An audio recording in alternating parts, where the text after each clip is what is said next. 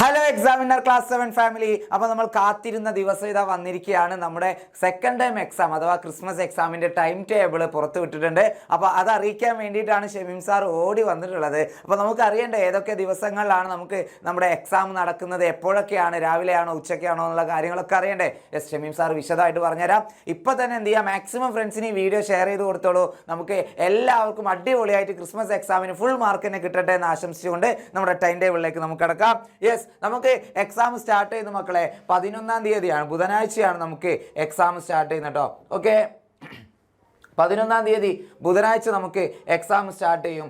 ഉച്ചയ്ക്ക് ശേഷം 1:30 മുതൽ 3:45 വരെയാണ് ആദ്യത്തെ എക്സാം വരുന്നത്. മലയാളം സെക്കൻഡ് ആണ് ഫസ്റ്റ്. ഓക്കെ, ആദ്യം നമുക്ക് വളരെ സിമ്പിൾ ആയിട്ടുള്ള മലയാളം സെക്കൻഡ് എക്സാം എഴുതി തുടങ്ങാം. അപ്പോൾ നമുക്കൊരു കോൺഫിഡൻസ് ഒക്കെ വരും അല്ലേ.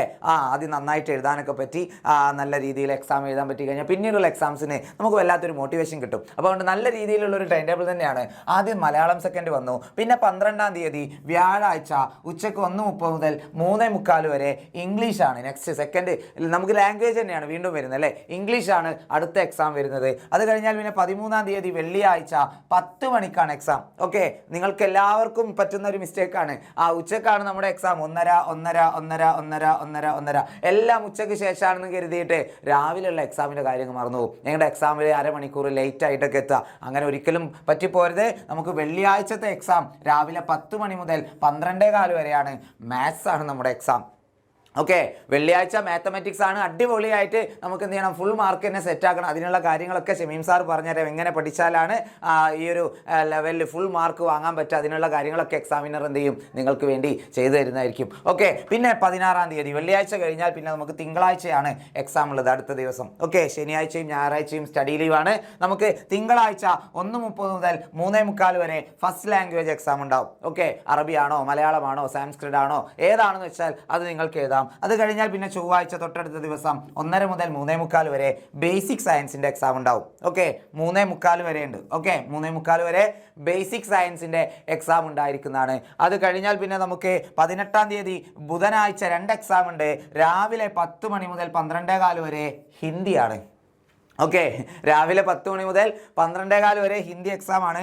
അന്നേ ദിവസം തന്നെ 1:30 മുതൽ 3:45 വരെ നമ്മുടെ പ്രവൃത്തി പരിചയ, ആർട്സ്, സ്പോർട്സ്, കലാ കായിക അതിൻ്റെ എക്സാം ആയിരിക്കും നടക്കുന്നുണ്ടാവുക. ഏറ്റവും അവസാനമാണ് നമ്മുടെ സോഷ്യൽ സയൻസ് വരുന്നത്.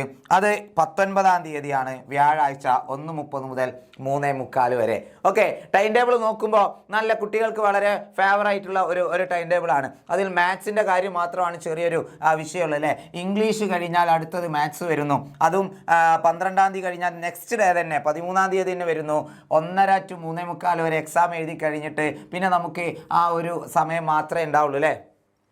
രാത്രി സമയം മാത്രമാണ് മാത്സിന് നമുക്ക് സമയം ഉണ്ടാവുകയുള്ളൂ. അപ്പോൾ നമുക്ക് പ്ലാൻ ചെയ്യണം അല്ലേ. മാത്സ് പഠിക്കാൻ നമ്മൾ സമയം കണ്ടെത്തേണ്ടിയിരിക്കുന്നു.